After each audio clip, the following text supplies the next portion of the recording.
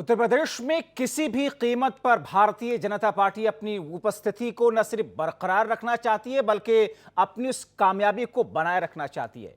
आज के वक्त और यहां पर होने वाले चुनाव में उतनी ही शिद्दत के साथ रणनीति बीजेपी की दिख रही है, फिर चाहे पंचायत चुनाव क्यों ना हो। इसे समझने के लिए पीएम मोदी की उस सौगात पर भी गौर करना होगा जो कि उन्होंने गांव के लोगों को दिया है, जिसका ऐलान कई वर्ष पहले उन्होंने किया था, जिसकी वजह से उनका अपना आशियाने का लोगों का सपना पूरा होगा।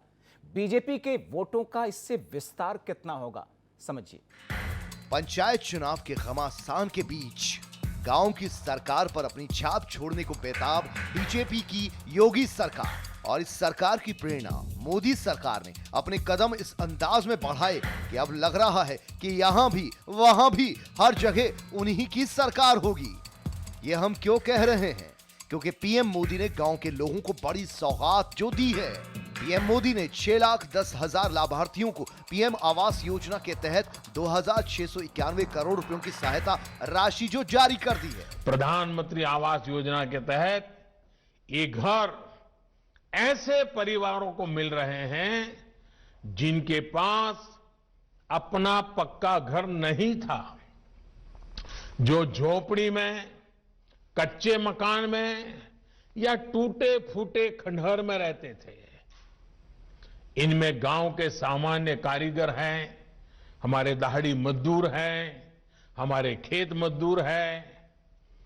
इसका बहुत बड़ा लाभ गांवों में रहने वाले उन छोटे किसानों को भी मिल रहा है जिनके पास बीघे 2 बीघे जमीन होती है।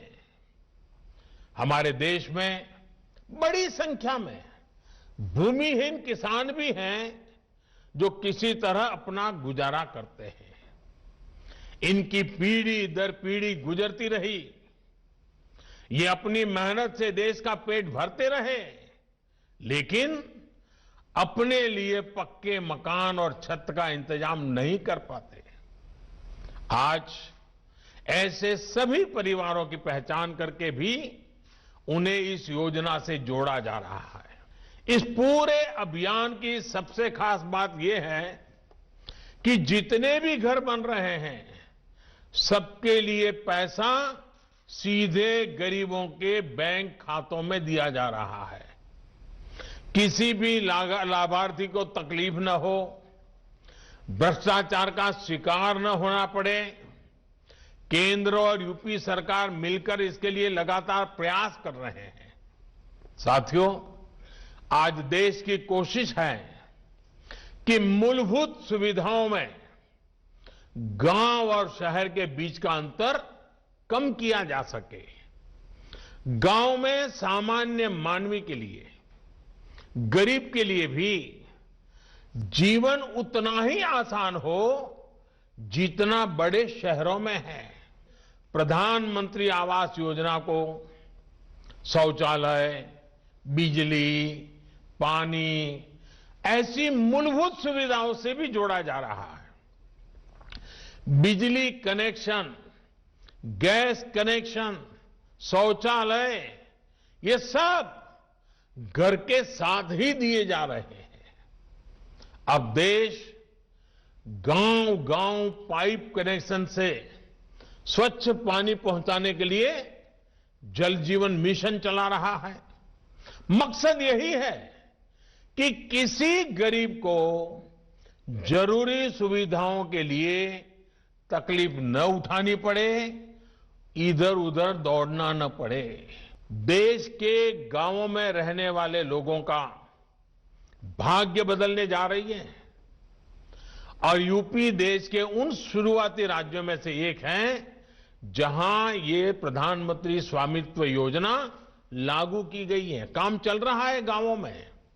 इस योजना के तहत गांव में रहने वाले लोगों को उनकी जमीन, उनके घर के मालिकाना हक के कागज टेक्नोलॉजी के माध्यम से नाप करके ये हक उनको दिया जा रहा है। आजकल यूपी के भी हजारों गांवों में ड्रोन से सर्वे किया जा रहा है, मैपिंग कराई जा रही है, ताकि लोगों की संपत्ति सरकारी रिकॉर्ड में आपके नाम से ही दर्ज रहे। तो इसे क्या कहेंगे? क्या बीजेपी की ओर से एक और मास्टर स्ट्रोक इसे नहीं कहा जा सकता? यूपी में 6 लाख से ज्यादा परिवारों को सीधे उनके बैंक खाते में करीब 2,700 करोड़ रुपयों को ट्रांसफर किया गया। इनमें से 5 लाख से ज्यादा परिवार ऐसे हैं जिन्हें घर बनाने के लिए उनकी पहली किस्त जारी कर दी गई है। देश के अंदर हर एक गरीब को सिर ढकने के लिए छत उपलब्ध हो सके, यह केवल एक कोरी कल्पना नहीं बल्कि एक हकीकत में देखने को मिले और इस दिश से देश के अंदर जिस बड़े पैमाने पर गरीबों को आवास उपलब्ध कराने के लिए बिना भेदभाव के आवास उपलब्ध कराने की जो एक मुहिम प्रारंभ हुई, इसके तहत अकेले उत्तर प्रदेश में ग्रामीण क्षेत्र में 14,61,000 से अधिक लाभार्थियों को अब तक आवास उपलब्ध हुए, जिनमें से 14,33,000 आवास कंप्लीट हुए हैं। और आज ये हमारा सौभाग्य है कि वर्ष 2020-21 के लिए प्रदेश के लिए 7,10,000 आवास स्वीकृत हुए। इसमें से 1,76,000 रुपए की पहली किस्त लाभार्थियों को पहले ही जा चुकी है और आज आदरणीय प्रधानमंत्री जी के कर कमलों से हम उत्तर प्रदेश के 5,30,000 लाभार्थियों को पहली किस्त और 80,000 लाभार्थियों को द्वितीय किस्त का अंतरण, डिजिटल अंतरण आदरणीय प्रधानमंत्री जी के कर कमलों से उत्तर प्रदेश के अंदर हो रहा है। यानी 6,10,000 लाभार्थी एक साथ प्रधानमंत्री आवास योजना की एक साथ लगभग 2,690 करोड़ रुपए की इस बड़ी राशि ग्रामीण क्षेत्र में प्रत्येक नागरिक के लिए सिर ढकने के लिए आवास की इस योजना से लाभान्वित होने जा रहे हैं। प्रधानमंत्री आवास योजना ने हर गरीब के सामने आवास के सपने को साकार किया है। आज हर गांव में हमें प्रधानमंत्री आवास योजना का आवास देखने को मिलता है और यही नहीं, शहरी क्षेत्र में भी हम किसी भी मोहल्ले में जाते हैं तो प्रधानमंत्री आवास योजना शहरी भी वहां पर हमें देखने को मिलता है। यह गरीब के जीवन में परिवर्तन करने का आदरणीय प्रधानमंत्री जी की जो सोच रही है वह साकार होती हुई दिखाई दे रही है। और उत्तर प्रदेश जैसे राज्य में जिसको एक सपना देखा जाता था, पहले आवास के नाम पे 20,000 रुपए 25,000 रुपए मिलते थे, लेकिन इस समय जब से प्रधानमंत्री आवास योजना ग्रामीण प्रारंभ हुई, 1,20,000 रुपए प्रत्येक लाभार्थी को आवास के लिए, 12,000 रुपए शौचालय के लिए और 90 दिन की मनरेगा की मजदूरी के बराबर रोजगार की सुविधा भी प्रत्येक लाभार्थी को उपलब्ध कराया जा रहा है। सरकार अपनी पीठ थपथपा रही है, जनता को जता रही है, बता रही है सरकार ने उनके लिए बहुत कुछ किया, कर रही है और आगे भी करेगी। गांव की तस्वीर बदल कर रहेगी। तो क्या ये माना जाए इसका कनेक्शन 2022 की लड़ाई का सेमीफाइनल यानी पंचायत चुनाव से है? अभी तक इस तरह के चुनाव बिल्कुल ग्राम प्रधान स्तर पर वहाँ के लोकल लोग लड़ते थे और कभी भी ये सिंबल पर नहीं होते थे। हाँ, ये बात दूसरी है कि नगर निगम के चुनाव सिंबल पर होने लगे। अब भारतीय जनता पार्टी अपनी पैठ बनाने के लिए, जगह जगह करने के लिए उन्होंने ये कहा कि अब हम नीचे से लेकर के ऊपर तक पार्टी का झंडा कैसे फहराएं। अब मोदी जी के दिमाग की उपज रहती है और हर तरीके से उन्होंने कहा कि इस बार पंचायत के चुनाव भी हम दलीय आधार पर लड़ेंगे। यूपी में होने जा रहे पंचायत चुनाव को 2022 की लड़ाई का सेमीफाइनल माना जा रहा है और इसलिए सभी सियासी पार्टियां पंचायत चुनाव में जीत का परचम फहराने की कोशिश में जुटी हैं। सत्ताधारी बीजेपी भी पूरी गंभीरता के साथ पंचायत चुनाव को जीतने की रूपरेखा तैयार कर रही है और साथ ही गांव में जद्दोजहद तेज कर चुकी है। सबसे ज्यादा परेशान भारतीय जनता पार्टी की सरकार में ग्रामीण जनता है। आप कहीं डीजल के रेट बढ़ाए दे रहे हो, आप बिजली की रेट बढ़ाए दे रहे हो। सबसे ज्यादा कौन इफेक्ट होता है? सबसे ज्यादा गरीब जनता इफेक्ट होती है इन सब चीजों से। माननीय मोदी जी, ये आपके जो ढकोसले हैं कि चुनाव से जैसे ही शुरू होने वाले होते हैं आप कभी उनके अकाउंट में पैसा डाल देते हो, कभी संवाद कर रहे होते हो, कभी आवास योजना के पैसे डाल देते हो। ये सब अब नहीं चलेगा, क्योंकि सबको पता है अभी जैसे ही चुनाव खत्म होंगे डीजल कहां होगा, इलेक्ट्रिक के रेट कहां होंगे। आज किसान दिल्ली में सड़कों पे सर्दियों में मर रहे हैं, लेकिन उनसे बात करने का आपके पास समय नहीं है।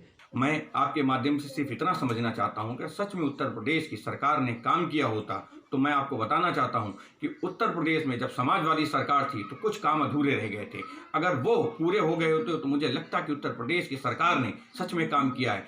जिस अवस्था में समाजवादी सरकार में कुछ काम छूट गए थे वो जस के तस आज भी पड़े हुए हैं। इससे एक ही चीज तो समझ में आती है कि जो काम अधूरे थे वो आज तक पूरे नहीं हुए, तो उत्तर प्रदेश की सरकार और देश की सरकार किस बात का दावा पेश कर रही है। मैं यही तो दोहराना चाहता हूँ, देश की जनता और प्रदेश की जनता समझ रही है कि किस तरह भारतीय जनता पार्टी के लोगों ने और भारतीय जनता पार्टी की सरकार ने देश को गुमराह करने का काम किया, इसके अलावा और कुछ नहीं। देखिए, हमारी पहले से नरेंद्र भाई मोदी के नेतृत्व में जो सरकार 14 में बनी थी, सबका साथ, सबका विकास और सबका विश्वास हमारा नारा था। उसी को हम आगे लगातार लक्ष्य के आधार पर पूरा कर रहे हैं। हम गरीबों को आवास लगातार दे रहे हैं। 2017 में जब तक योगी आदित्यनाथ जी की सरकार नहीं बनी थी, यहाँ आवास देने का काम में राज्य सरकार भेद कर रही थी। सरकार की तमाम योजनाएं केंद्रीय सरकार की लागू होने से वंचित कर रही थी। उत्तर प्रदेश सबसे बड़ा राज्य है, सबसे ज्यादा जनसंख्या है, यहाँ सबसे ज्यादा आवास लोगों को उपलब्ध कराए जा रहे हैं। इसको चुनाव से जोड़ के नहीं देखना चाहिए। सियासी गलियारे में पंचायत चुनाव से ठीक पहले प्रधानमंत्री नरेंद्र मोदी का पीएम आवास देना एक बड़ी सौगात माना जा रहा है। यह कदम सूबे में होने वाले पंचायत चुनाव में बीजेपी को सियासी तौर पर फायदा भी दिला सकता है।